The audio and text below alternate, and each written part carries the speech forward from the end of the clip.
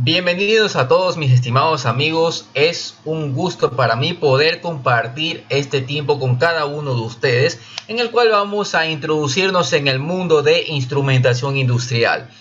Mi nombre es Ricardo Carrera Brown, soy ecuatoriano, los saludo desde aquí, desde el laboratorio Intesla Ecuador, en el cual pues hemos adquirido algunos instrumentos de proceso bastante interesantes que nosotros vamos a manejar dentro del curso que vamos a tener a fin de mes. Y bueno, ¿para quién va orientado este seminario? Porque por lo general cuando hablamos de automatización, de control y movimiento, nos manejamos para un público técnico, eléctrico, electrónico, electromecánico. Pero en el caso de instrumentación industrial, la mentalidad, la forma de ver las cosas y la forma de interpretar debe no solo basarse en una característica eléctrica, electrónica o electromecánica como tal, sino que el instrumentista tiene que pensar como eléctrico, como electrónico, como mecánico, como químico, como analista de redes, etcétera. Entonces vamos a empezar a conocer este mundo de instrumentación industrial, que es el mundo en el cual se analizan los procesos dentro del nivel de campo. Si hablamos de la pirámide de automatización, nosotros sabemos que tenemos diferentes niveles, y aunque se podría decir que el nivel de campo es el que está en la parte inferior de la pirámide de automatización, podemos decir de que sin ese nivel de campo, pues toda la parte que está hacia arriba no funcionaría, y es el nivel donde se manejan pues las diferentes situaciones de proceso que suelen ser las más complejas. Entonces, bien, para ser instrumentistas, ¿qué nosotros necesitamos? Necesitamos sí tener conocimientos de control eléctrico industrial, manejar automatización industrial. Necesitamos conocer pues algo también de electricidad, ¿sí? Porque sabemos que la mentalidad del eléctrico, del electrónico, pues a pesar de que son cosas que están de cierta manera relacionadas, pues no manejan conceptualmente las cosas de la misma forma, ¿sí? Y bueno, analizamos eso sí como instrumentistas, pero también debemos conocer en este caso el comportamiento físico de diferentes variables. Es decir, yo necesito interactuar con muchos procesos. Es la razón por la cual yo considero que instrumentación industrial no debe ser basada en simulaciones, sino que debe basarse en situaciones que son completamente reales. Nosotros poder entender cómo se comporta la temperatura, cómo se comporta la presión, cómo yo debo de medir nivel, cómo debo medir caudal, porque existen diferentes métodos para medir una misma variable. Yo puedo, por ejemplo, medir nivel utilizando instrumentos de nivel, pero también puedo medir nivel utilizando instrumentos de presión diferencial, dependiendo de condiciones netas del proceso como tal. Entonces, para nosotros poder recién seleccionar un tipo de medición, necesitamos conocer el comportamiento físico que se va a dar en el proceso, en el punto donde nosotros vamos a realizar una o diferentes mediciones de diferentes variables de proceso. ¿Sí? Entonces ese es el trabajo del instrumentista, seleccionar cada uno de los diferentes instrumentos que van a realizar las diferentes mediciones, establecer los lazos de control. Ya vamos a ver qué es un lazo de control más adelante, ¿sí? El instrumentista debe determinar los diferentes lazos que van a controlar a cada uno de los actuadores, y en este caso el lenguaje, el diagrama que maneja el instrumentista se conoce como P&ID. Es un tipo de diagrama que lo puede interpretar tanto un eléctrico como un electrónico, como un químico, como un mecánico. ¿Por qué razón? Porque nosotros realizamos en este caso mediante gráficos la representación de cada uno de los elementos de la instalación, como tanques, bombas, tuberías, etcétera, pero a la vez cada uno de los elementos que intervienen en el control, y sobre todo de cómo estos van a ser montados dentro del proceso. Entonces, bien, vamos a primero a conocer. ¿Cuántos hemos escuchado este término dentro de la industria, P&ID? ¿Cuántos hemos escuchado qué es un diagrama P&ID? Vamos a ver aquí dentro de la sala, y también a las personas que nos observan por medio de nuestras redes. Les envío mis más cordiales saludos a cada uno de ustedes desde Ecuador. Y bueno, ¿cuántos hemos escuchado PNID? ¿Cuántos hemos escuchado este término? O diagrama DTI.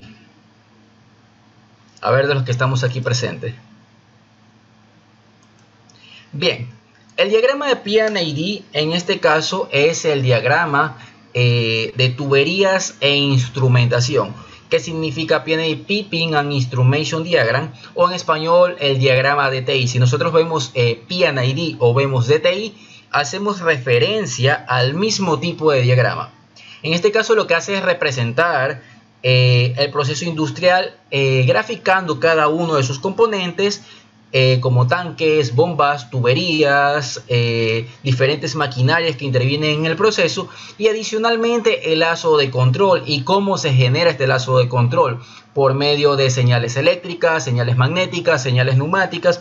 Así que el lenguaje pues de este tipo de diagrama simplifica mucho las cosas para que lo puedan interpretar diferentes profesionales que van a intervenir dentro del proceso como tal. Porque el mecánico se encarga del ensamble, del montaje, ¿sí? El químico pues en este caso de analizar algunas situaciones internas que puedan suceder dentro del proceso, reacciones químicas, etcétera, ¿sí?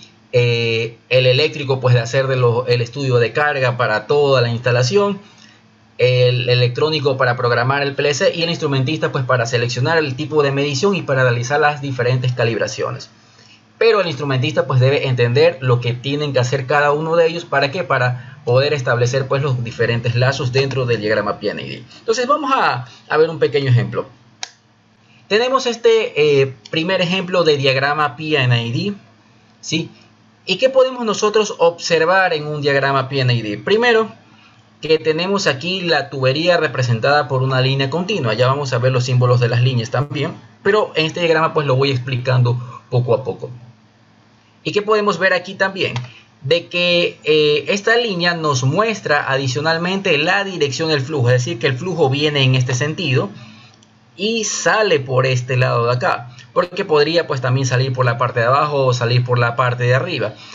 Por esa razón pues hay una representación, en este caso simbólica, de esta parte del proceso. Entonces tenemos un fluido que ingresa en este caso a este componente. El fluido sale por este lado, pero nosotros tenemos una línea de vapor que ingresa y que luego sale por acá. ¿Qué podemos decir que es esto de aquí? Tenemos un fluido que ingresa y que por medio de vapor nosotros lo calentamos. ¿Qué es esto de aquí? A ver, ¿quién me podría decir? Vamos a hacer algo para que esto sea súper dinámico. A la persona que más participe le voy a regalar el libro de instrumentación industrial de Antonio Creus de manera digital. A ver, aquí dos personas nos han respondido, Jason y Eddie Palomino. Es un intercambiador de calor. Excelente respuesta. Eso es lo que nosotros tenemos aquí, ¿sí? Tenemos un fluido que ingresa a una temperatura X y por medio de vapor nosotros calentamos dicho fluido. Entonces, ¿qué podemos ver aquí? Que tenemos dibujado el recipiente y está representado la forma como se desacoplan cada una de sus tapas, ¿sí? Como lo podemos ver aquí. Si fuera un recipiente completamente cerrado que no se pudiera abrir, yo no visualizaría estas líneas que están aquí. Es decir, de que en un diagrama PNID yo tengo que representar cada una de las cosas que se van a utilizar en la instalación. Si por ejemplo voy a utilizar uniones universales, tengo que representarlas en cada una de las tuberías y cuántas son. Tengo que también representar en este caso reducciones de tuberías, si es que yo las voy a utilizar, por ejemplo reducciones de 4 pulgadas a 2 pulgadas o cosas de ese tipo. Eso también debe ser especificado aquí. Debe ser especificado la dirección del flujo. Algunos ubican incluso aquí de qué diámetro es la tubería. Si puede ser de 2 pulgadas, 4 pulgadas, etcétera, lo representan aquí. Eso también se realiza en este tipo de diagramas, ¿sí? Ahora, esto hablando pues de la parte física que nosotros podemos decir, de la parte metálica del proceso, por así decirlo. Tenemos las tuberías, tenemos el recipiente que se puede abrir. Pero ¿qué representa esta parte de aquí arriba? ¿Qué representan estas líneas segmentadas? Esto representa una señal eléctrica. Y en las señales eléctricas nosotros también tenemos una indicación del sentido de dónde a dónde va la señal. Si en este caso la señal va desde este elemento hacia el controlador, ¿qué podemos decir que es esto? ¿Son entradas o son salidas? Son entradas, correcto. Estos son entradas porque van desde aquí hacia el controlador. Y el tipo de señal, como vemos esta línea segmentada, es una señal eléctrica. ¿Sí? Ahora, ¿qué representan estas letras? Ya lo vamos a ver mediante una tabla basada en una norma ISA 5.1 que desde el 2009 está completamente vigente. ¿Sí? Entonces, bueno, analizando estos dos instrumentos que tenemos aquí montados sobre la tubería, podemos ver de que el primero es un transmisor de flujo. La primera letra indica la variable de proceso y la segunda letra, pues, la función que cumple en este caso este instrumento. Entonces, la letra F representa flujo, flow, y la T es transmisor, transmitter, ¿sí? La nomenclatura, pues en este caso de los diagramas PID está en inglés. Si yo quisiera utilizar otra nomenclatura, por ejemplo, si es que no la empresa que me contrata para hacer el PID no se rige en este caso a la norma ISA 2009, yo puedo, por ejemplo, poner transmisor de flujo T.F, pero yo lo debo especificar en una tabla. Siempre en los diagramas PID, al inicio vamos nosotros a encontrar una tabla en la cual indicamos qué significa cada letra dependiendo de su posición, que ya sea en la primera posición, segunda o tercera. Entonces podemos decir de que el transmisor de flujo y el transmisor de temperatura ingresan hacia el controlador. Y luego del controlador sale otra señal eléctrica que va hacia esta válvula de flujo. Pero aquí en esta válvula de flujo vemos esta representación de una línea con dos líneas diagonales. ¿Qué significa esto? Esto significa de que se controla por medio de una señal neumática. Entonces, ¿qué válvulas nosotros la controlamos por medio de señales neumáticas? A ver, ¿quién ha escuchado algo sobre eso? ¿Quién ha visto algo sobre esto en campo? Una válvula que se controle, en este caso su apertura y su cierre por medio de aire. ¿Cómo se llama esto? Esto se llama posicionador electroneumático. ¿Sí? Esto es un posicionador electroneumático. Entonces, esto es lo que nosotros estamos haciendo. Tenemos un controlador, ¿sí? En este caso, este símbolo del controlador no me especifica si está montado en campo o si está montado en tablero, pero sé que hay un controlador. Y todo es un mismo lazo de control. Este número 11 significa el lazo de control. Y ya vamos a ver lo que es un lazo más adelante.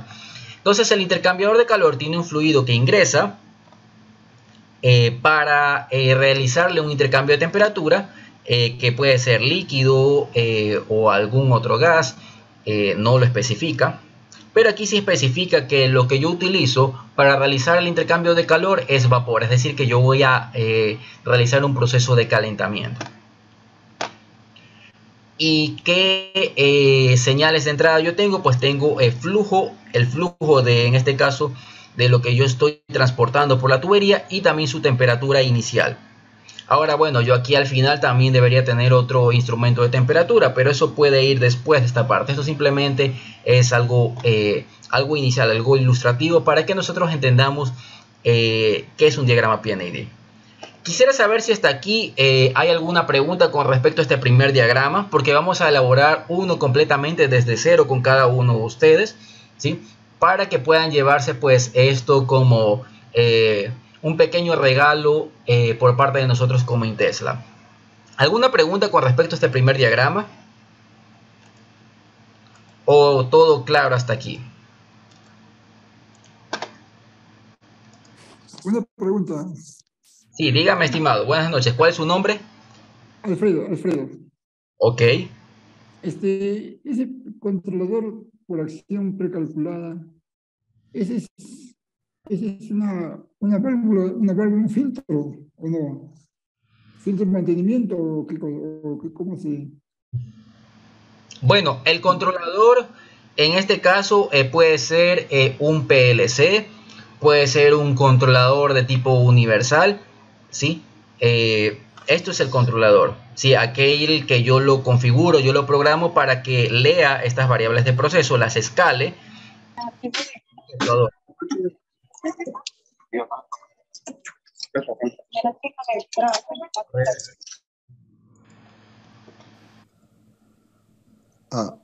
¿Aló? ¿Alguien más quería decir algo? Bueno, continuemos entonces. Sí. ¿Aló? Sí. ¿Aló? Sí, le escucho. Sí, es Alfredo. Disculpe, una consulta.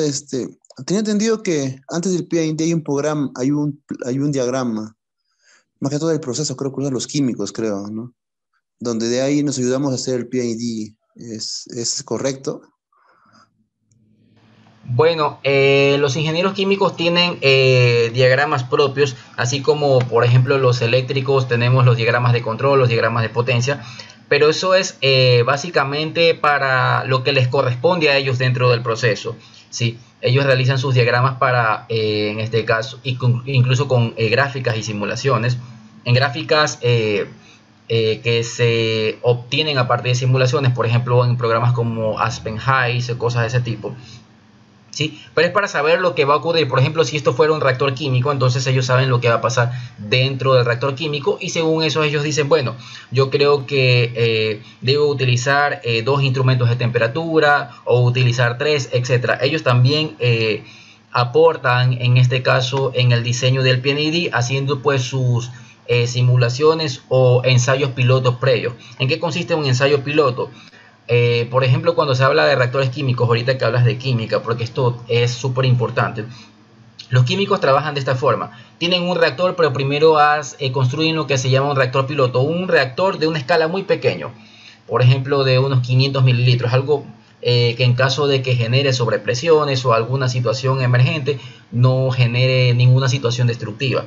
Entonces hacen todas las simulaciones allí y luego lo que hacen es escalar en base a los resultados obtenidos. Pero los diagramas pues que tú me indicas, pues hay muchos diagramas que pueden realizar los químicos, pero basados pues en cada una de sus simulaciones y ensayos. Pero en este caso el PNID recopila la información que te proporciona tanto el químico como el electrónico, como un analista de redes. Por ejemplo, ¿qué pasa si tú tienes tus instrumentos de proceso a 1000 metros de la sala de control? Entonces un analista de redes te dice, bueno, no puedes manejar, por ejemplo, desde el controlador hasta la sala de control Profinet, porque a la distancia no te da para eso. Tienes que trabajar, por ejemplo, con Profibus o convertir a fibra óptica, cosas de este tipo. O sea, es muy minucioso en este caso el análisis. Intervienen bastantes ideas para llegar a la elaboración del diagrama PNID. La consulta que tú haces pues es súper importante. Sí. Y bien, mis estimados, vamos entonces a continuar. Lo primero son las variables controladas. ¿Quién me podría decir una variable controlada? Temperatura. A ver, son las salidas del proceso. Observemos no el PNID. ¿Qué es salida?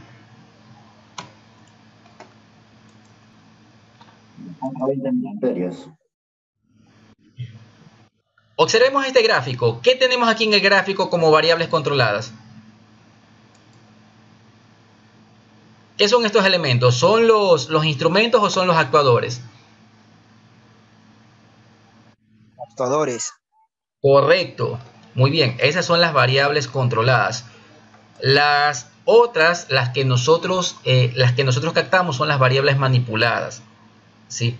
¿Por qué? Porque nosotros le modificamos su magnitud a la temperatura, a la presión, al nivel. Nosotros le modificamos, en este caso, su valor por medio del control de estos actuadores. Ojo con este detalle, es muy importante. Ahora, las variables controladas no siempre van a ser analógicas, también pueden ser digitales.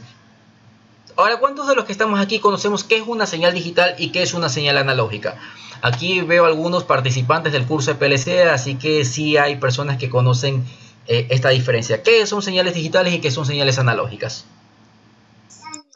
Señal digital es solamente ceros y unos y señal analógica tiene un rango de valores. Excelente respuesta, muy bien. La señal digital solo puede tomar valores de 0 y 1 sin pasar por valores intermedios. Es decir, para llegar a 1 no pasa por 0.1, 0.2, 0.3, sino que es 0 o es 1, es verdadero o es falso. ¿Sí? O está activado o está desactivado, como lo expresan los eléctricos. ¿Sí? Pero en cambio las señales analógicas pueden ser pues aquellas que tomen varios valores dentro de un rango definido, que puede ser una señal analógica de voltaje 0 a 10 voltios, 0 a 20 miliamperios, 4 a 20 miliamperios. ¿Sí? Ahora, aquí hay una pregunta muy interesante que me han hecho algunas personas previamente a este seminario, y es ¿por qué 4 a 20 miliamperios y no 0 a 20 miliamperios en instrumentación? Por ejemplo, aquí tengo algunos instrumentos físicamente y todos son 4 a 20 miliamperios. ¿Por qué no son 0 a 20 miliamperios? ¿Cuál es la diferencia? ¿Por qué 4? Es para reconocer si es que el equipo está funcionando o no. Ok, la respuesta está muy cerca, muy bien. ¿Quién dijo la respuesta? ¿Cuál es su nombre? Gaby Ulloa. Excelente. Está la respuesta muy cerca. ¿Alguna idea adicional de por qué 4 miliamperios y no 20 miliamperios? Y no 0 miliamperios.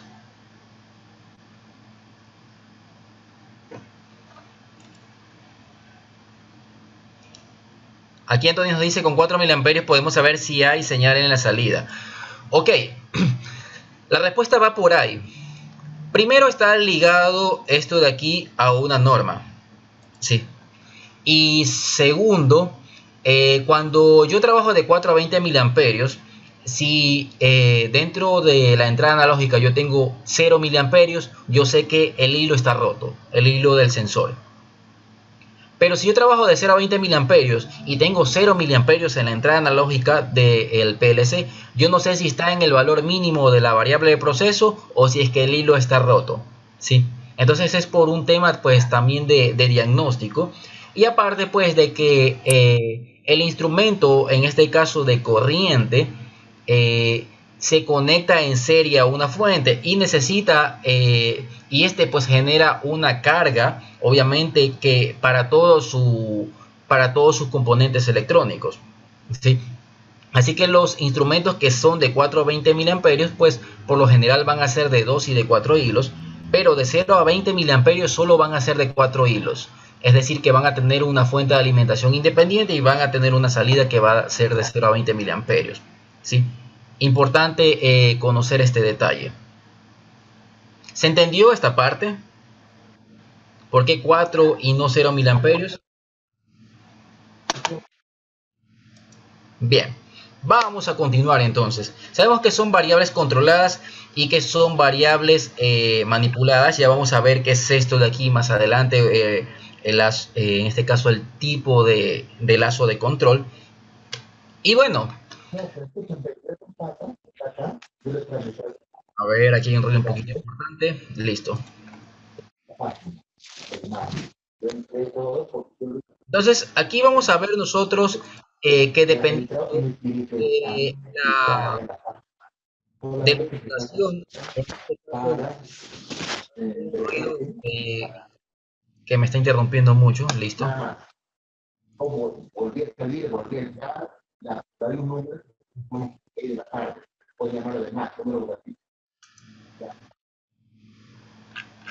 A ver, veamos cuál micrófono era el que estaba activado. Bueno, listo, ahora sí. Sí, alguien estaba haciendo algún ruido y no me permitía explicar. Bueno, continuemos entonces. Sí, entonces estábamos en los diagramas PNID, en el cual nosotros representábamos cada uno de los componentes que intervienen dentro de la instalación para un proceso y obtener, en este caso, algún producto final, ¿sí? Ya conocemos lo que son las variables que nosotros vamos a controlar y las variables que nosotros vamos a manipular. Ahora, aquí vamos a tener esta tabla que está basada en esta norma ISA 5.1, está desde el 2009 vigente, no se ha cambiado, ¿sí? En la cual, dependiendo de la ubicación, en este caso de la letra, va a tener un significado. Entonces vamos, por ejemplo, a ver una letra que pueda repetirse en las tres columnas. Por ejemplo, la letra T puede repetirse en la primera, segunda, tercera y cuarta columna, ¿sí? ¿Por qué aquí lo muestra en blanco y lo muestra a este lado? Porque en todos estos lugares va a cumplir la misma función. Entonces la T, si está en el primer lugar, representa temperatura, y en los lugares posteriores a ese va a representar, en este caso, un transmisor, ¿sí? Entonces, si yo veo un elemento, por ejemplo, como lo teníamos en el PNID al inicio, y vemos TT11, decimos que esto es Temperature Transmitter Lazo de Control número 11. Ahora, ¿qué significa FT en base a la tabla? F significa flujo. Aquí nosotros podemos corroborar lo que decíamos al inicio. Y la T pues significa transmisor. Entonces esto es un transmisor de flujo que corresponde al lazo de control número 11, que se realiza por medio de este PLC o este controlador. Y ahora vamos a tener aquí los diferentes tipos de línea que nosotros vamos a manejar. En este caso, una línea continua, alimentación de instrumentos o conexión a proceso. Puede ser representar una tubería de agua, una tubería de aire comprimido, etc. El fluido sí lo tenemos que especificar justamente en la parte de abajo de el inicio de la misma, indicando la dirección de su flujo. Si nosotros ponemos una línea diagonal de esta manera, indicamos de que la señal no está definida. Sí, por lo general pues no utilizo yo este tipo de simbología. Esta es señal neumática, esta señal sí se utiliza mucho en los posicionadores. Tenemos las líneas segmentadas y tenemos o podemos utilizar una línea horizontal con 3 líneas diagonales. Yo prefiero las líneas segmentadas ya que se puede confundir con la señal neumática. Tenemos tubo capilar, tenemos una señal hidráulica y tenemos una señal electromagnética o sónica. Por ejemplo, un instrumento, en este caso a nivel por microonda guiada, la señal que en este caso él emite para que tenga contacto con el agua o con el fluido en el cual queremos detectar el nivel, pues no es física, es decir, que ese instrumento no tiene contacto con los productos o con el fluido en el cual se vaya a medir nivel dentro de un recipiente, por ejemplo. Y bueno, aquí tenemos algo adicional. Por ejemplo, tenemos algo muy aparte de lo que habíamos visto anteriormente, y es esta línea que está en la parte central. ¿Qué me indica esto de aquí? De que esto está montado en un tablero y que esto está montado en campo, ¿sí? Ahora, pregunta interesante para cada uno de ustedes. ¿Existirán controladores que se puedan montar en campo sin tablero o no existe eso de allí? ¿Qué creen ustedes? ¿Es posible instalar algún controlador o algún módulo de entradas analógicas y salidas analógicas en campo sin tablero o no es posible? ¿Qué consideran ustedes? A ver.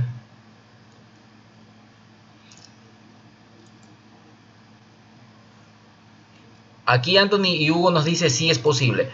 Existen ET200. Les voy a ver aquí. Isodoro levantó la mano. A ver, le doy la palabra. Ya le activo el micrófono. Listo, ahora sí. Aquí Isodoro quería decir algo. Puede decirlo por el micrófono si gusta.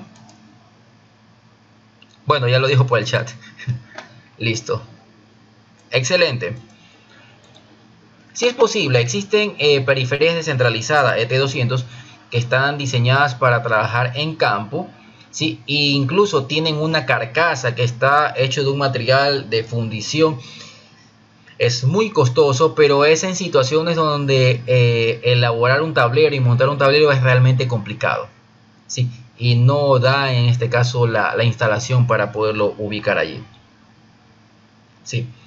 Ahora, tenemos entonces aquí un instrumento montado en campo y tenemos en este caso un controlador indicador de temperatura, ¿sí? Que está montado en cambio en el tablero. Y estos pues simplemente son nuestros controladores de temperatura que nosotros utilizamos comúnmente, los famosos controladores PID que llama mucha gente.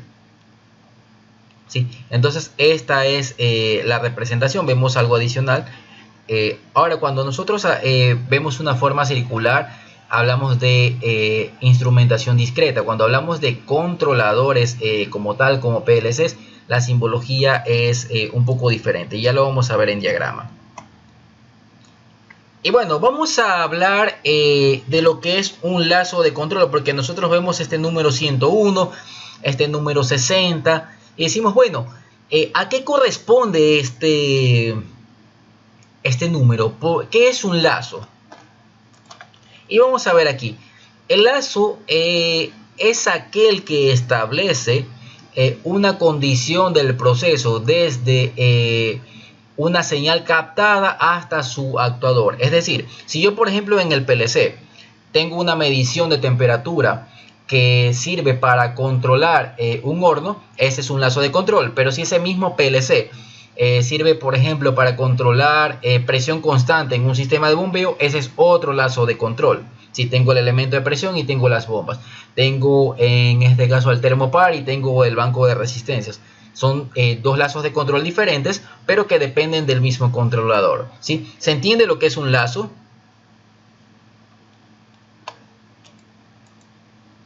Ok, excelente. Entonces, tipos de lazo vamos a tener dos. Vamos a tener el lazo de control abierto y un lazo de control cerrado. A ver, aquí Jaime Espinosa Quispe levantó la mano, quiere hacerle una consulta. Te doy la palabra, Jaime.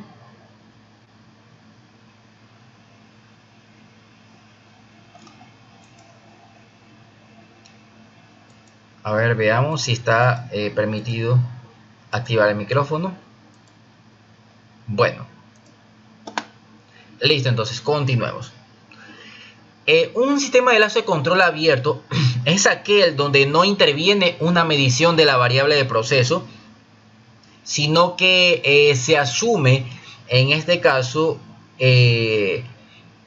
la condición del actuador o la forma como debe comportarse en base a criterios, en este caso de la persona que elabora el control. Por ejemplo, un sistema de llenado. ¿Cómo nosotros podemos manejar un sistema de llenado en lazo abierto? Un sistema de llenado temporizado. Por ejemplo, si yo tengo un grupo de botellas y yo digo que el tiempo de llenado demora 5 segundos, yo mediante eso puedo corroborar que realmente se llenaron las botellas o simplemente lo estoy asumiendo. O mejor dicho, el controlador tiene en este caso una confirmación de que realmente se llenaron las botellas o no.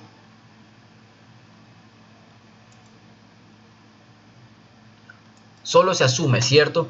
Entonces, ¿qué pasa, por ejemplo, en el ciclo de lavado? Aquí una aplicación, una lavadora de tipo industrial. Nosotros programamos un tiempo de lavado, lavado en este caso delicado, lavado pesado, edredón. Hay un gran número de tipos de lavado. Pero, ¿la lavadora tiene alguna forma de verificar que la ropa está limpia? ¿O no la tiene? No la tiene. Cierto que la lavadora no sabe si la ropa salió limpia. Por ejemplo, para los que nos gusta el fútbol, cuando nosotros vamos a jugar fútbol y llegamos con nuestro uniforme en el cual le hemos sacado el máximo provecho por dar lo mejor en nuestro equipo y utilizamos, por ejemplo, el lavado rápido, nosotros metemos la ropa en la lavadora, pero no va a salir tan bien que digamos, ¿cierto? Y la lavadora no lo sabe, la lavadora dice, bueno, yo ya terminé de lavar, pero si tu ropa salió limpia o no, pues eso es algo que yo no lo puedo saber. Eso es algo que tú físicamente lo tienes que visualizar. Y eso es un sistema de control de lazo abierto, en el cual yo no tengo una, en este caso, una retroalimentación de lo que está pasando. Ahora, otra aplicación de lazo abierto, por ejemplo, un horno microondas. En un horno microondas yo puedo poner mi comida, ¿cierto? Por ejemplo, me compré un ceviche, lo dejé guardado en mi refrigeradora. Regresé de noche después de trabajo y puse mi ceviche en el microondas. ¿Qué pasa si yo le pongo 30 minutos? El microondas va a saber que la comida se está quemando. En este caso se está evaporando. O el microondas no lo va a saber. No, simplemente llega a lo que le has puesto el tiempo y ya. Exacto, el microondas lo que va a hacer es seguir generando calor, pero él no sabe que está quemándote la comida. El que se da cuenta es la persona que manipula. Entonces los sistemas de control de lazo abierto, pues se podría decir que llegan hasta el punto de ser semiautomáticos, pero no completamente automáticos, ya que el operador tiene que estar muy pendiente de lo que está pasando. Por ejemplo, en el proceso de llenado de botellas que yo les decía, ¿qué pasa, por ejemplo, si durante el proceso de llenado hubo algún tipo de obstrucción en una de las boquillas y una botella no se llenó completamente? El controlador no lo va a saber, lo va a saber el operador que está viendo. Entonces, la pregunta sería esta: yo con un sistema de control de lazo abierto puedo producir, en este caso, grandes cantidades de manera segura. ¿O qué margen de error yo podría tener en este caso con este tipo de lazo de control? ¿Verdad que es bastante grande? Entonces, para evitarnos todo este tipo de situaciones inesperadas dentro de nuestro proceso, tenemos el control de lazo cerrado. ¿Por qué razón? Porque estamos en un tiempo donde la industria es 4.0, donde incluso las máquinas tienen la posibilidad de, en un instante de falla, enviarnos un mensaje por WhatsApp indicándonos que está fallando, ¿sí? Las máquinas actualmente se conectan a internet, tenemos pasarelas IoT y diferentes dispositivos que nos permiten, pues, llevar a otro nivel, en este caso, nuestros procesos. Y si podemos llevarlos a ese nivel, ¿cómo podemos estarlos controlando con lazo abierto? Realmente no es lo más ideal, sobre todo si queremos ganar precisión. Entonces, tenemos aquí el lazo cerrado. Y en el lazo cerrado tenemos, en este caso, un set point, ¿sí? Un valor que yo configuro. Es decir, de que no siempre voy a trabajar a un mismo valor. Por ejemplo, tengo un horno en el cual puedo preparar diferentes cosas. Yo puedo configurar diferentes temperaturas, ¿sí? Por ejemplo, un horno que sirva para algún tipo de alimentos en la cocina, no todo se cocina a la misma temperatura. Entonces yo configuro una temperatura y configuro un tiempo en el cual se va a mantener en esa temperatura y luego se desconecta. Entonces yo tengo mi actuador, bueno, tengo un elemento de seguridad de desconexión al termostato y tengo la temperatura que la estoy midiendo. Y aquí yo tengo que ver qué necesito hacer para que llegue a esta temperatura deseada. Ahora, ¿qué pasa si no alcanzo la temperatura o si rebasé el límite de temperatura? Pues en este caso el sensor me lo va a hacer saber, me puede emitir alarmas o puede, en este caso mediante un algoritmo PID, cambiar el comportamiento del actuador. ¿Para qué? Para poder hacer que esta temperatura deseada sea lo más cercana a esta temperatura requerida, ¿sí? Esto es un sistema de lazo de control cerrado y es lo que nosotros más utilizamos en campo. Esto hablando de temperatura. ¿Qué tenemos nosotros en presión? Por ejemplo, tenemos un sistema de presión constante, tenemos un transmisor de presión, tenemos el variador de frecuencia y tenemos la bomba. Entonces, una vez que incrementa la presión, yo necesito que la bomba baje la velocidad.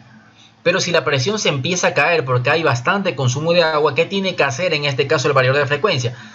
Tiene que aumentar su velocidad, es decir, el actuador tiene que tener una respuesta rápida ante esos cambios bruscos. ¿Para qué? Para que en este caso el valor real de la variable de proceso no tenga mucha variación con respecto al valor que yo quiero tener, en este caso mi set point o mi consigna, ¿sí? ¿Alguna pregunta con respecto a esta parte? ¿O todo claro hasta aquí? Veamos qué tenemos en el chat.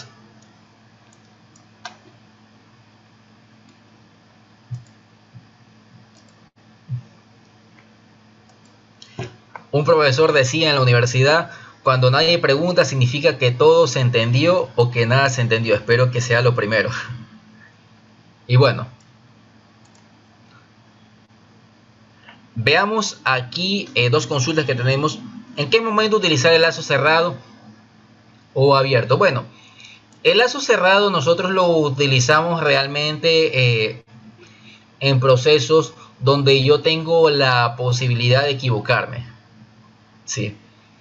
Pero en la industria realmente esto no aplica. No aplica mucho porque lo que nosotros queremos es ganar precisión y tener menor cantidad de pérdidas. Así que los controles de lazo abierto pues quedan un poco para el tema de electrodomésticos, sistemas de lavado, ¿sí? ¿En qué me beneficia el lazo abierto? De que yo lo puedo modificar, en este caso rompiendo un poquito las reglas del control. A ver, aquí escuché un ruido que me hizo distraer. Bueno, listo. Por ejemplo, en un sistema de lavado de autos, yo tengo configurado en este caso un lazo de control. Pero ¿qué pasa si yo físicamente estoy observando alguna situación anormal, algo que no se cumplió y yo quiero extender ese tiempo de lavado? Ahí yo puedo pues modificarlo mediante el lazo abierto, ¿sí? Ahí aplicaría pues un sistema de lazo abierto donde necesito pues donde dependo en este caso de lo que el operador o la persona que maneja el proceso esté observando, ¿sí? Y un sistema de control de lazo cerrado pues nosotros lo utilizamos cuando queremos ganar precisión.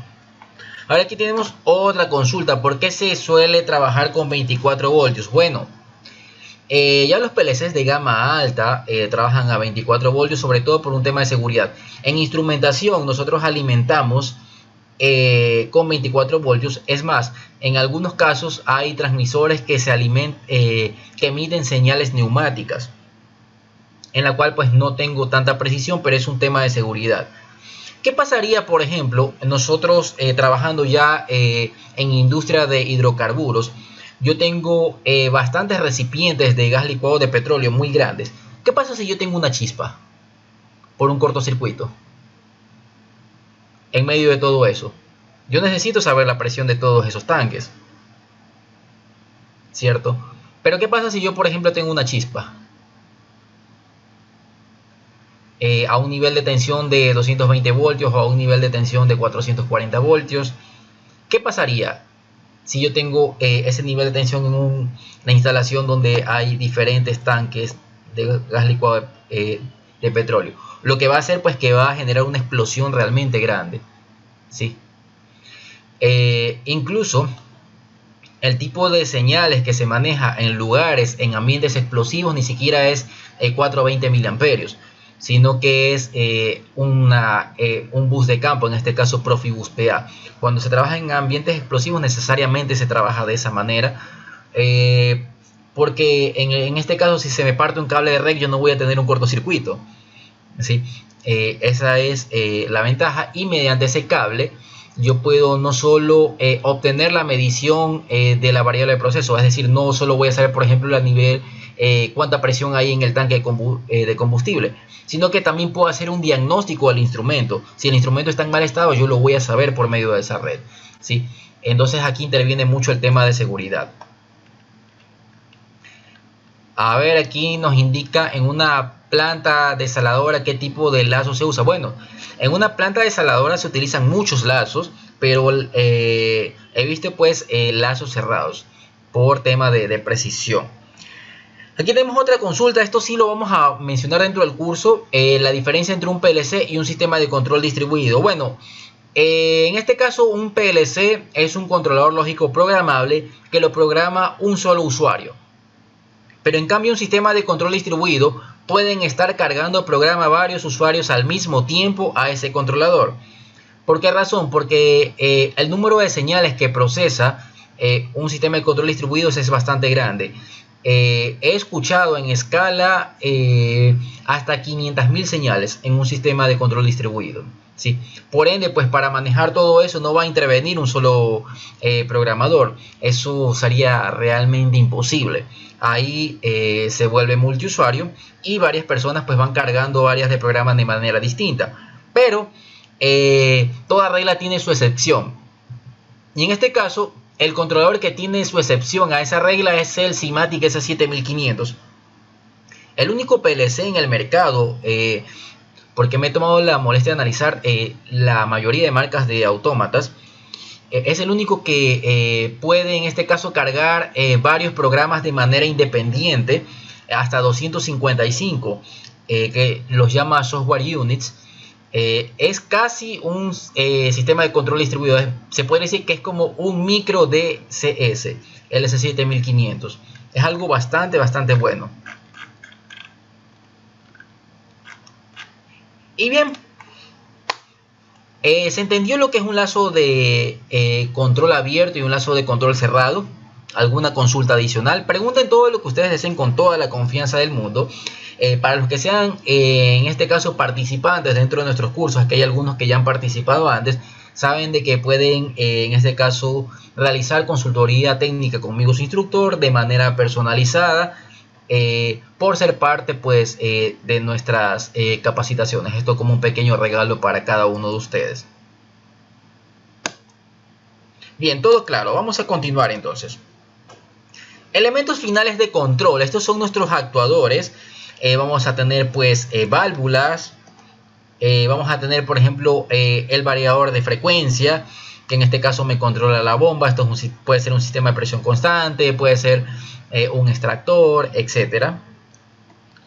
Podría ser por ejemplo también, ya hablando de nivel de precisión, un servodriver que controle la posición del eje de un servomotor. Y bueno, aquí tenemos nuestro posicionador electroneumático, que es lo que nosotros veíamos acá al inicio.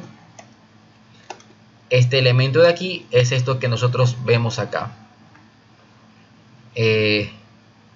Nosotros controlamos la apertura y el cierre de la válvula por medio de una señal neumática. ¿Quién me dice por qué tiene que ser electroneumático y no netamente eléctrico? A ver, ¿alguna idea? ¿Por qué lo controlo de manera electroneumática y no simplemente utilizo, por ejemplo, un servomotor, que también lo podría hacer y muy preciso? ¿Cuál sería la desventaja?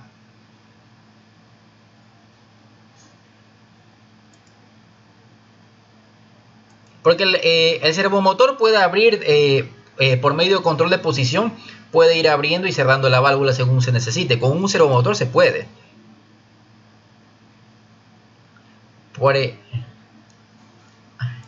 A ver, aquí veamos lo que nos dicen en el chat. Ahorro de energía, tamaño de la válvula, costo. Bueno, les cuento que el posicionador es más caro que el servo.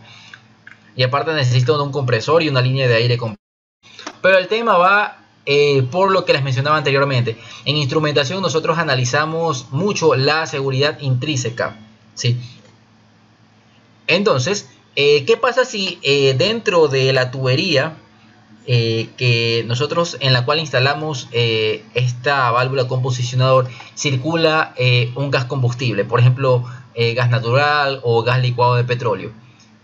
¿Qué pasaría si este actuador fuera un servomotor y de pronto el servomotor tiene un cortocircuito en sus bobinas? ¿Qué va a pasar ahí? Explota, ¿cierto? Entonces vemos que en instrumentación nosotros no solo analizamos características eléctricas. El instrumentista observa muy a fondo la característica física de la instalación. Debemos fijarnos hasta en la cosa más mínima, en el punto de medición, para recién seleccionar un instrumento. El programador de PLC lo que hace es decir, bueno, tengo una señal de 420 mA, normalizo y escalo y me tienen que indicar todas las etapas del proceso. Yo lo que hago es programar para que se cumpla con eso. Pero el instrumentista tiene que garantizar que físicamente ese instrumento está apto para trabajar en esa condición. Y eso es la seguridad intrínseca. Y ahora vamos a elaborar nosotros nuestro primer diagrama PID para que ustedes puedan llevarse esto como un regalo por parte de nosotros. Y bueno, el programa que yo utilizo para los diagramas P&ID es AutoCAD Electrical, ¿sí? Podemos utilizar también SolidWorks Electrical, cuenta con la librería también de diagrama P&ID.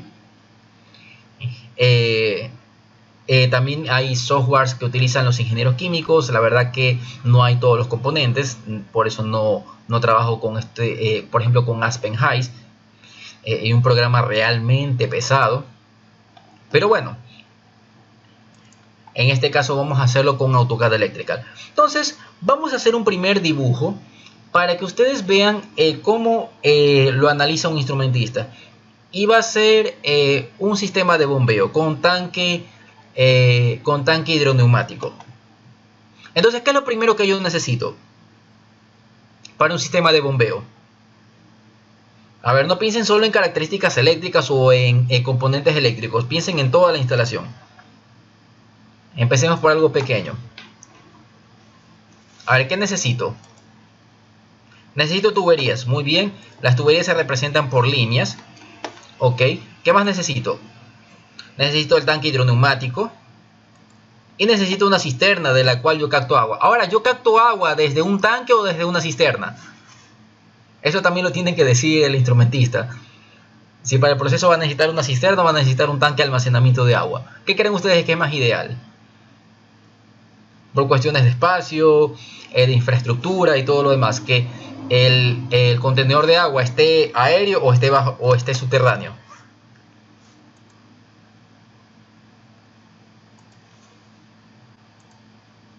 Ok, vamos en este caso a utilizar una cisterna. Entonces, esto es por cuestiones de espacio, por cuestiones de infraestructura. Entonces, para nosotros encontrar nuestros componentes,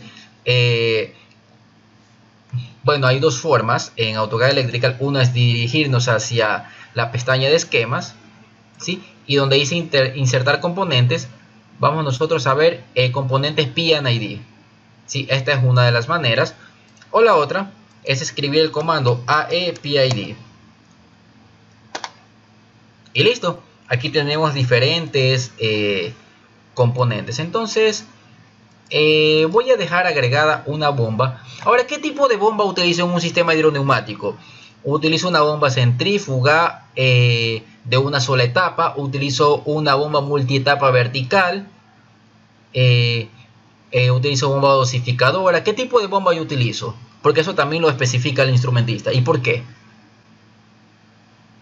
¿Cuál es la diferencia entre una bomba centrífuga y una bomba multietapa vertical?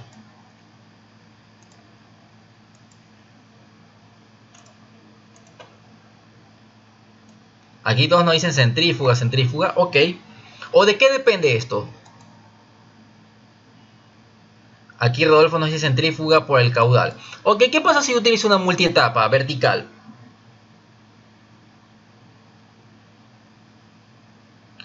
O utilizo una bomba sumergible. A ver, analicémoslo. Y ustedes mismos me van a decir qué tipo de bomba vamos a utilizar. Vamos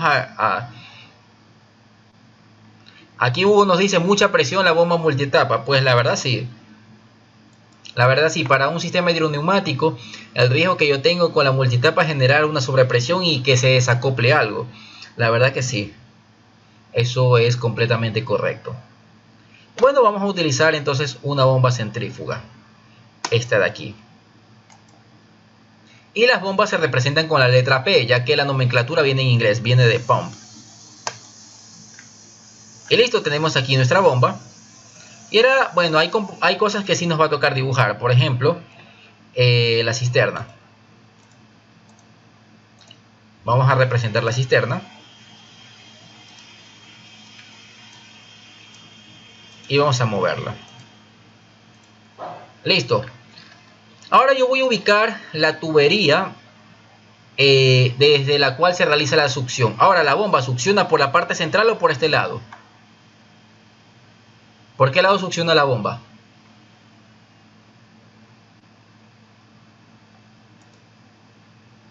Por la parte central. Excelente. Eso también tenemos que especificarlo nosotros. ¿Por qué razón? porque en este caso el instalador puede hacerlo al revés. Todo esto debe ser especificado. Listo, hemos llegado hasta la cisterna.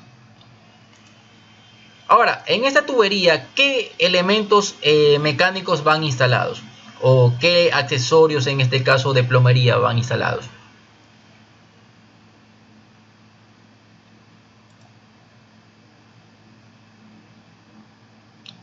Válvula check. ¿Válvula check dónde? ¿Dentro o fuera de la cisterna? Aquí Isidro nos dice válvula de pie. Ok, esa válvula de pie es una válvula check, pero también cumple la función de filtro, ¿sí? Esta válvula nosotros la ubicamos aquí.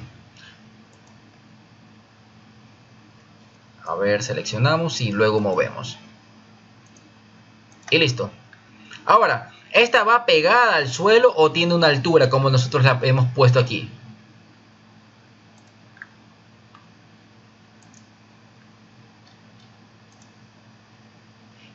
Tiene que tener una pequeña altura. ¿Por qué razón? Porque hay material sólido que se asienta en el fondo de la cisterna.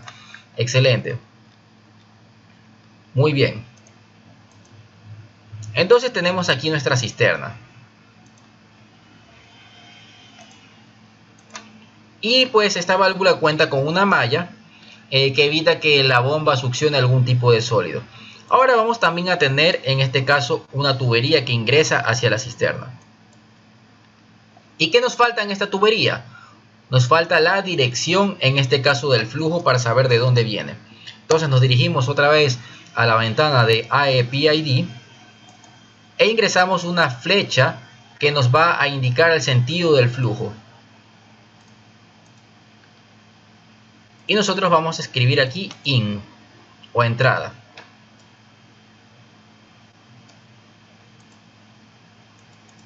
Escribimos, por ejemplo, in water.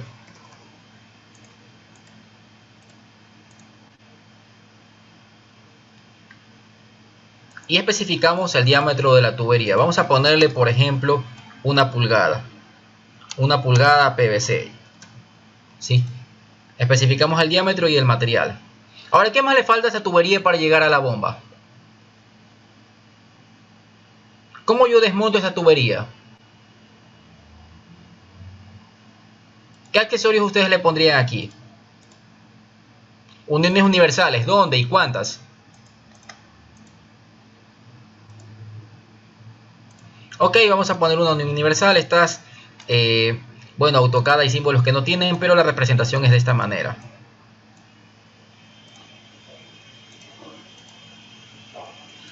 Vamos a ubicarla.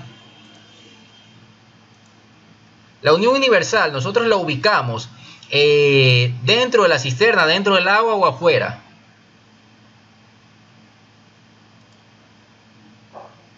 Claro, porque la persona de mantenimiento no se va a meter a bucear a la cisterna, ¿cierto? Entonces va ubicada por aquí. Y bueno, aquí vamos a recortar. Y listo, tenemos aquí una unión universal. ¿Dónde más va una unión universal? Va otra exactamente a la entrada de la bomba. Entonces vamos a copiarla. Y la vamos a rotar.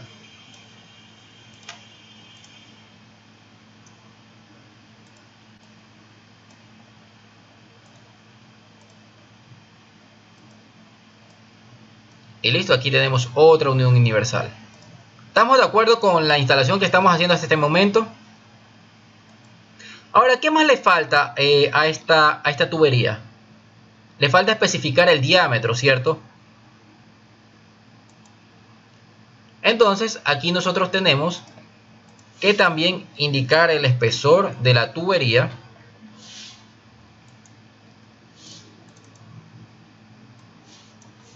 Y la dirección del flujo. Sí, eso no es algo opcional, eso es necesario, aunque parezca tedioso, aunque parezca algo bastante obvio, ¿sí? Entonces tenemos que copiar la dirección del flujo aquí y la podemos ubicar por aquí en este punto. Y aquí indicamos de que la bomba aquí está succionando y luego va a transportar su fluido hacia otra parte. Y listo, a la salida de la bomba, ¿qué instalamos? Aquí tenemos la tubería. Tenemos la tubería. ¿Qué más tenemos después de la bomba?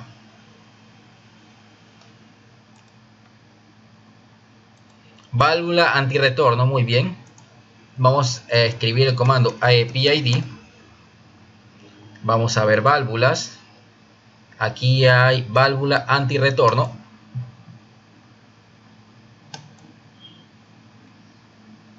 Y listo.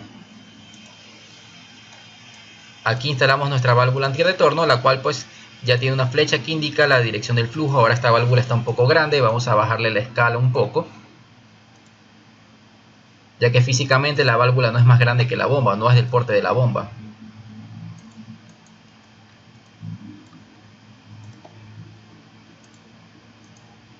Listo, ¿qué más falta aquí?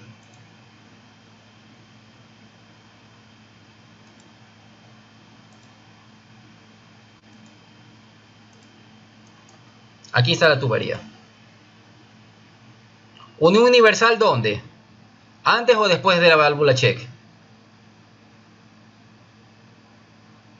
¿O en ambas partes?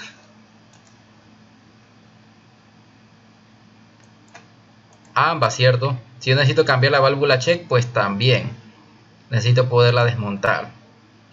Excelente. Si quieren ser instrumentistas, todo esto les va a tocar hacer. Eso sí se los garantizo. Pero van a ser pues los profesionales con mayor nivel dentro de los procesos. Un instrumentista es el mejor pagado dentro de un proceso. Eso se los puedo también garantizar.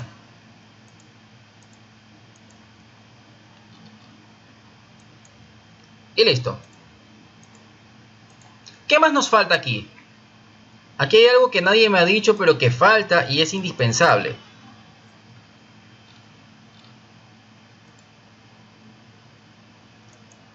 ¿Qué pasa, por ejemplo, si... ¿qué tengo que hacer yo en el primer arranque de la bomba?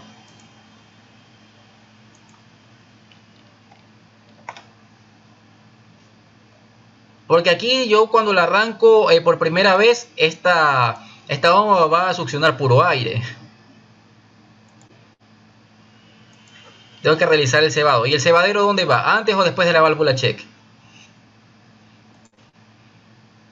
A ver, ¿dónde va?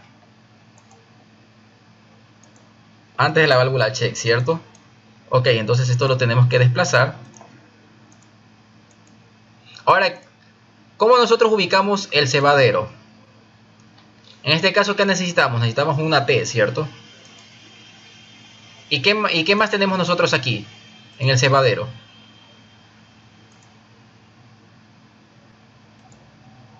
Tenemos una válvula, exacto, una válvula de bola, muy bien. Entonces escribimos el comando aepid, nos dirigimos a válvula, y aquí tenemos pues válvulas esféricas. Y listo, bajémosle un poco la escala a esta válvula, ya que la válvula no es tan grande físicamente. Y vamos a rotar. Y la vamos a ubicar en este punto.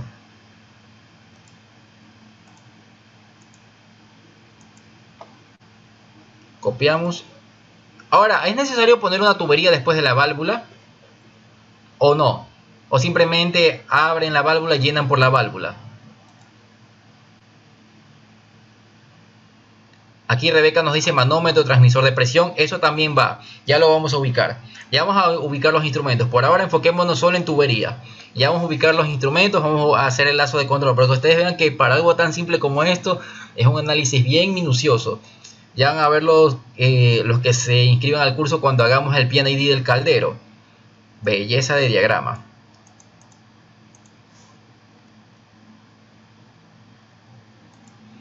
A ver, después de la válvula, en este caso de esfera, ¿va o no va tubería? O yo simplemente abro la válvula yendo por la válvula. Ok, va una tubería. ¿Y qué me falta especificar aquí? La dirección del flujo.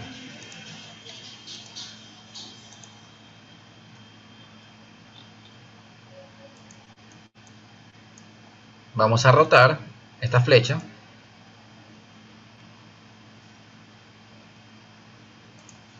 ¿Y qué tengo que indicar? Que aquí el flujo va hacia adentro. Yo sé que esto es para cebar, que esto no es una válvula de descarga. ¿Sí? Ok, listo, hemos llegado hasta aquí. Ahora, ¿ya nos podemos conectar al tanque de hidroneumático o todavía no podemos?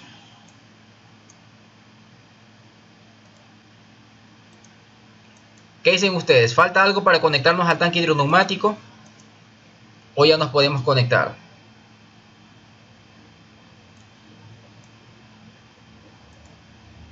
Vamos a desplazarnos. Listo, para que esto quede mejor representado. Permítanme mover y centrar un poco esto. Listo, ahora sí. Bien, aquí ya ingresamos al tanque hidroneumático o falta algo.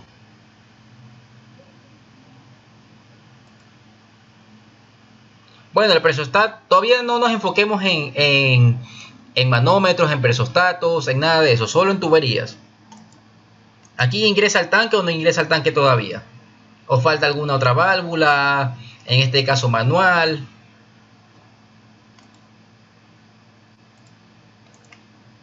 Ok, otra válvula esférica podemos poner aquí.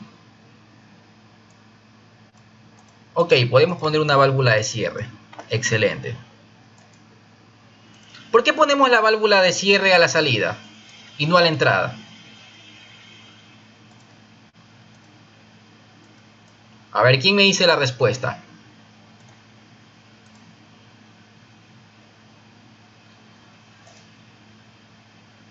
Porque de este lado yo tengo un tanque que está presurizado. ¿Y qué pasa si yo necesito desmontar la bomba? La presión del agua puede ser bastante alta, ¿cierto? Esa es la razón, ¿sí? Muchos solo instalan una válvula check, pero ¿qué pasa si necesitas desmontar la bomba?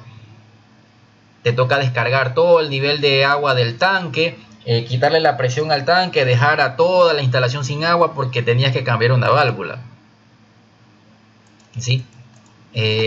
Por cuestiones de mantenimiento es mejor hacer cosas que tomen el menor tiempo posible, ¿sí? Porque en este caso las personas de la instalación no me van a esperar a que yo cambie una válvula y que yo los tenga que dejar sin agua, quitarle la presión al tanque porque no puse en este caso una válvula de bola para cambiar esta check, ¿cierto? Bien, y aquí ya podemos nosotros llegar hacia nuestro tanque hidroneumático. Ven que es bastante minucioso este tipo de diagrama. Ahora, ¿es necesaria una unión universal después de esta válvula o no?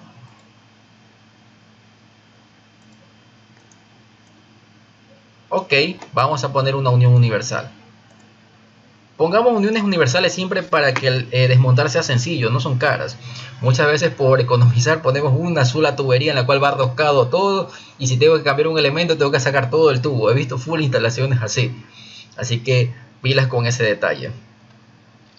Y bueno, ahora vamos a agregar nuestro tanque hidroneumático. Entonces escribo el comando aepid. Vamos a poner ese tanque vertical. Y lo vamos a llamar TK1.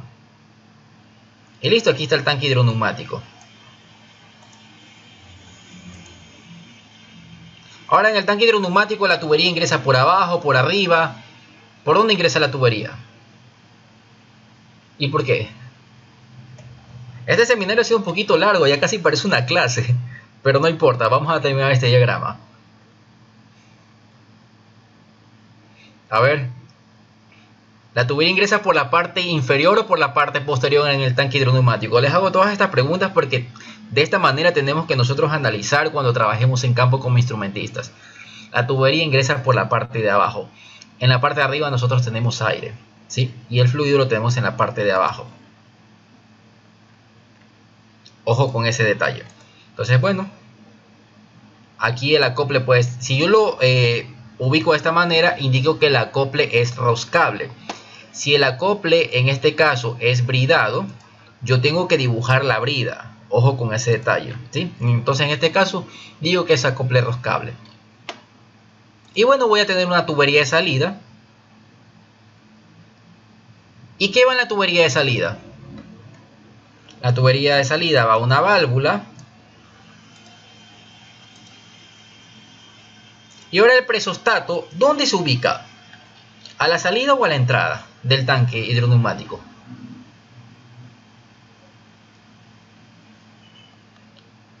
¿O es indistinto?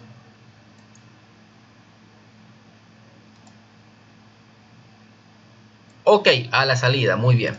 Entonces, ¿antes o después de la válvula?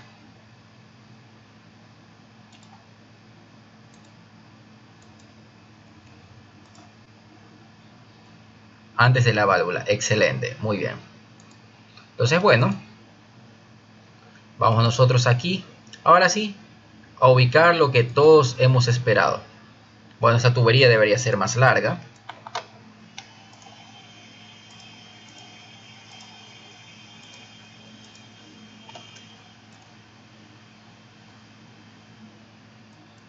Aquí nos dice unión universal para la válvula esférica. Excelente, Anthony. Estamos bien pilas entonces.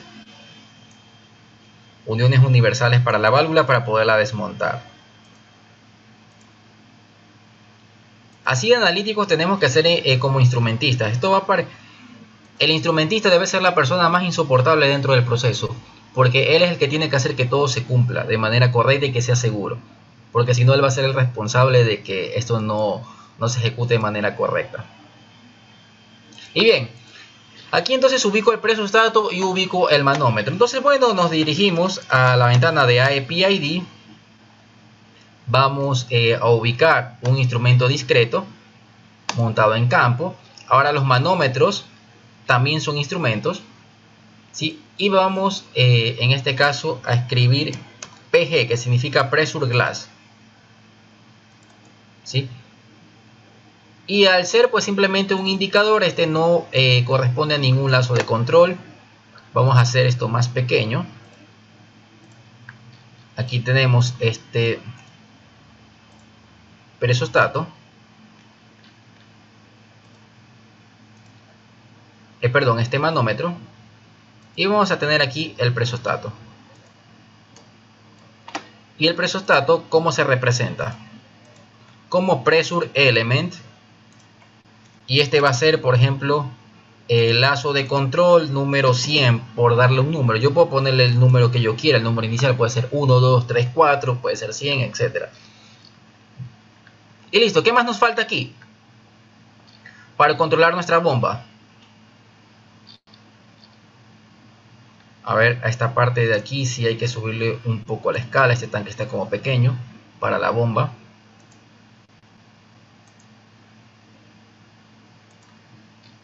Vamos a editar esta parte para que quede un diagrama bien hecho para ustedes.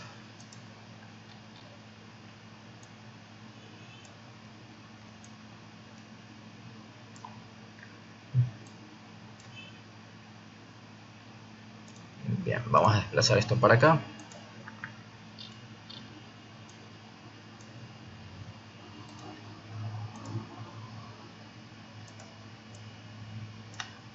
Y vamos a desplazar esto para acá.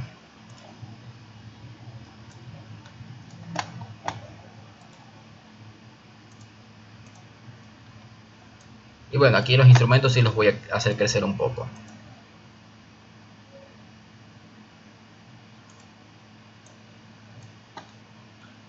Vamos a acomodar un poquito el dibujo.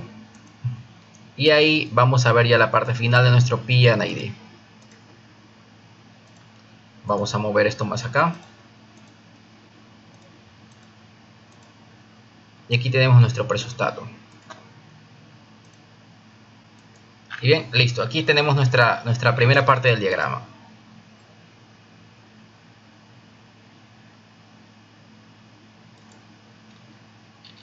Aquí nos dice el tubo está bien adentro del tanque. Ok, esto está excelente. El tubo va acoplado de manera roscable. Exacto, tenemos que fijarnos en todos esos detalles. Y bien, ahora nos falta en este caso nuestro controlador PLC. Aquí vamos a ponerle un hash a esto de aquí para indicar que hay agua.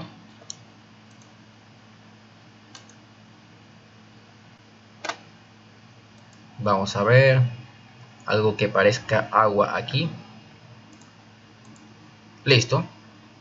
Ahí está. Tenemos nuestra cisterna. Y ahora nos falta nuestro controlador. PID nuevamente. Y ahora, en este caso, ¿el controlador va montado en campo o va dentro de tablero? En un sistema de bombeo, donde hay agua y donde puedo tener fugas. ¿El controlador va montado sin tablero o va con tablero? La pregunta parece bastante obvia. Pero, ¿qué característica debe tener el tablero?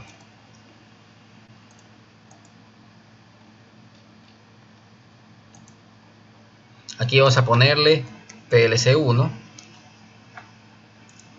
y lazo de control 100.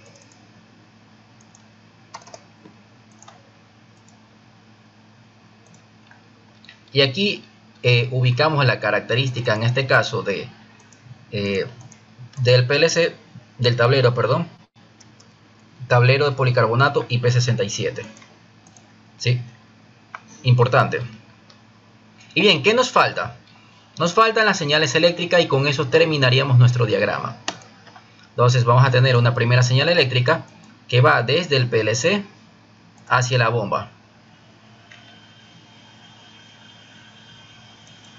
¿Sí? Y la dirección en este caso de la señal. El sentido que va desde el PLC hacia la bomba.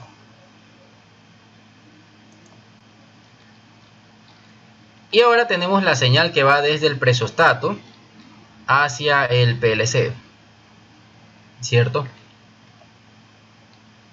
O puede ser un transmisor de presión. Vamos a poner como transmisor de presión mejor.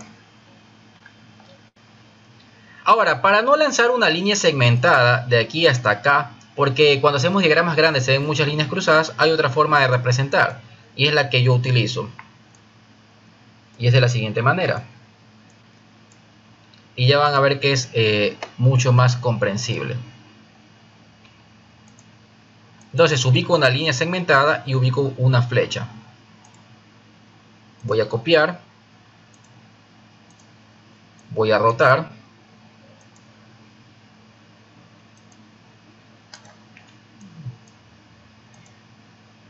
Ubico en este punto. Y aquí, ¿qué tengo que especificar?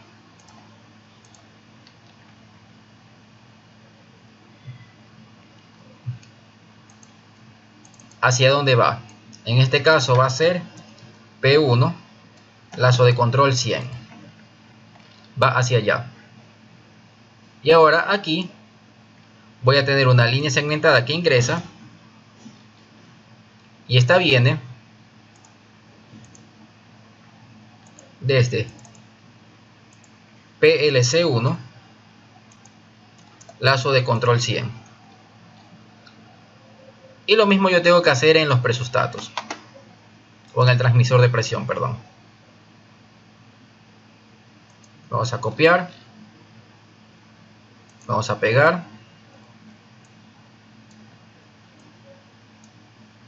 A ver. Vamos a poner esto bien centrado. Esta señal en cambio no entra, esta señal sale.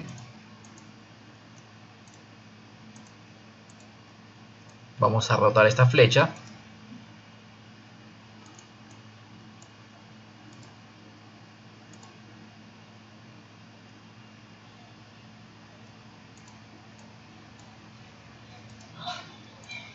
Y la vamos a ubicar aquí. Esto va hacia PLC1, lazo de control 100. Y aquí, ¿qué ponemos? Ponemos una señal que ingresa. Puede ingresar por arriba, por los lados, por donde sea. Eso sí es indistinto. Entonces yo voy a poner que ingresa por la parte de abajo, por ejemplo.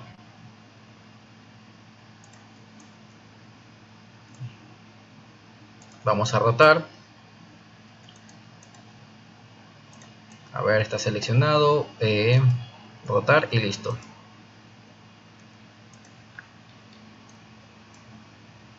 Movemos y pegamos aquí. Vemos que tenemos en el chat.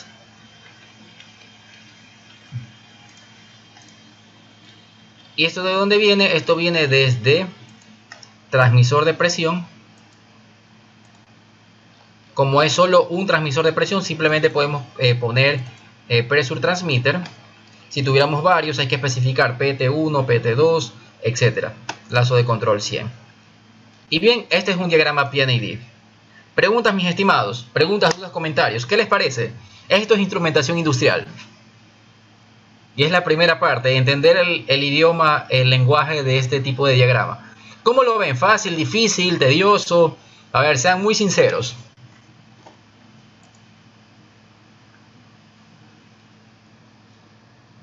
Sí, hay que aprender toda esta simbología. Entonces, todo esto nosotros lo vamos a manejar dentro de nuestro curso de instrumentación industrial. ¿Sí? A ver, aquí Clever nos dice, falta el sensor de nivel de la cisterna. Claro, pues ¿cómo nos vamos a olvidar del sensor de nivel? Vamos a poner el elemento de nivel para, en este caso, no tener nuestro diagrama completo.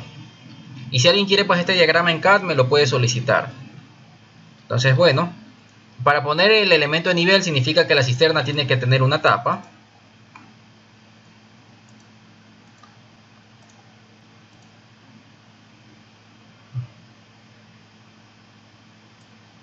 ¿Sí? Aquí debe tener, en este caso, una tapa de mantenimiento, de apertura. No va a estar, por ejemplo, por aquí. Va a ser mucho más pequeño. Y aquí va el instrumento. El instrumento va conectado, por ejemplo, va a utilizar una conexión roscable o puede ser bridada, etcétera. Bueno, aquí no lo podemos definir. Ahora, el instrumento de nivel no debe estar tan cerca de esta línea. Debe estar más o menos esta línea entonces por acá.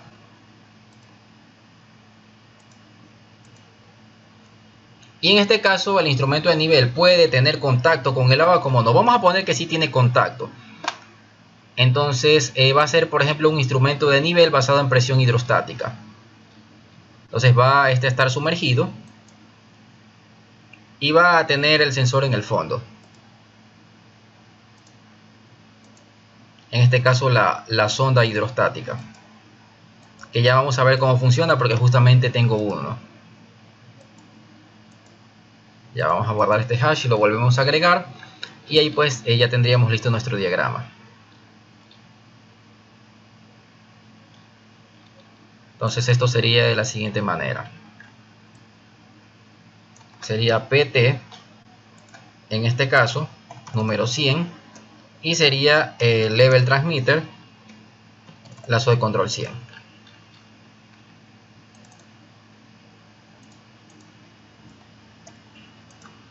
Bien, vamos a agregar nuevamente nuestro hash y ahí tendríamos terminado nuestro diagrama. Ok, listo. Entonces estamos midiendo nivel por presión hidrostática.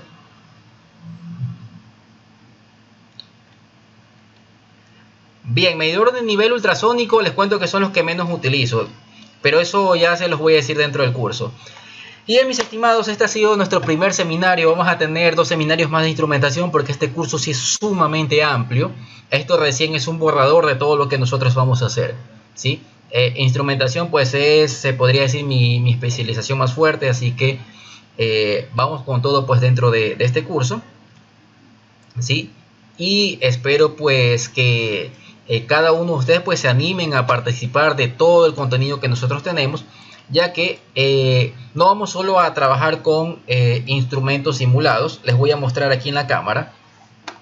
Tenemos aquí el Citrans PDS-3, el transmisor de presión más caro del mercado. Tenemos una transmisión de nivel de presión hidrostática. Tenemos RTDs PT100, tenemos termopares, tenemos transmisores. Les voy a mostrar aquí también tenemos un transmisor de presión manométrica. Así que vamos a ver todo esto funcionar realmente. No, las prácticas realizadas en instrumentación no van a ser basadas en simulaciones. Vamos a tener también una celda de carga para poder realizar pesaje. Así que anímense, no se pierdan este curso por nada del mundo. A ver, aquí me pregunta Anthony si AutoCAD Electrical versiones anteriores cuentan con esta librería. Claro que sí. Y sí, Virgilio, vamos a tener más seminarios de instrumentación vamos a tener un seminario justamente para mostrar cómo funciona el C-Trans PDC-3, transmisor de presión diferencial, para poder medir presión estática y también pues para poder medir nivel con este instrumento. ¿Sí? Así que no se lo pierdan. ¿Sí? Y bien, mis estimados, muchas gracias de mi parte.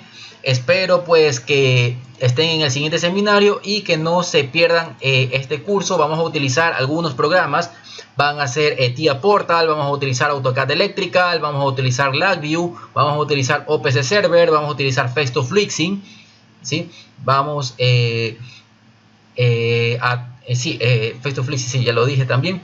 Bueno, son como 6 programas que nosotros vamos a aprender a manejar para nuestros cursos. Y el libro de instrumentación pues que vamos a utilizar va a ser el libro de instrumentación de Antonio Creus, el mejor libro de instrumentación, mi texto guía siempre, el mejor contenido sumamente actualizado. Y bien, mis estimados, con esto me despido, y sí, es lo básico de instrumentación Wilder, esto es lo más básico, así que lo que pasa es que instrumentación se trata de un nivel técnico bastante alto, ¿sí? Porque netamente interviene en el campo. Y bueno, con esto me despido, mis estimados. Les envío un fuerte abrazo desde Ecuador, desde nuestro laboratorio Intesla en Guayaquil, y espero verlos en los siguientes seminarios y dentro del curso. Muchísimas gracias de mi parte.